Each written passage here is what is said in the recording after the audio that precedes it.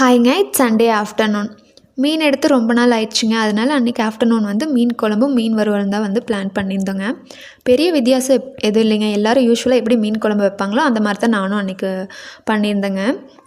இந்த 90s kids எல்லாத்துக்கும் ஒரு மெமரிஸ் இருக்குங்க. நம்மளாம் ஸ்கூல் படிக்கும்போது இந்த சண்டே அப்படிங்கிறத நான்வெஜ்ஜுக்கே நேர்ந்து விட்ட ஒரு நாள் மாதிரி அன்னைக்கு மட்டும்தான் சமைப்பாங்க. வீக் டேஸில் நம்ம எவ்வளோ கேட்டாலும் முட்டையை தவிர வேறு எதுவும் கிடைக்காதுங்க.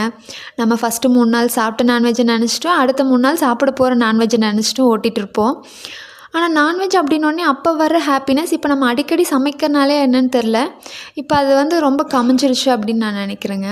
இதை பற்றி நீங்கள் என்ன நினைக்கிறீங்க அப்படின்னு சொல்லிட்டு கமெண்ட் பண்ணுங்கள். அன்றைக்கி லன்ச்சு மீன் குழம்பு மீன் வறுவலோட சூப்பராக சாப்பிட்டாச்சுங்க. உங்கள் வீட்டில் என்ன லன்ச்சுன்னு சொல்லிட்டு கமெண்ட் பண்ணுங்கள். தேங்க்ஸ் ஃபார் வாட்சிங்.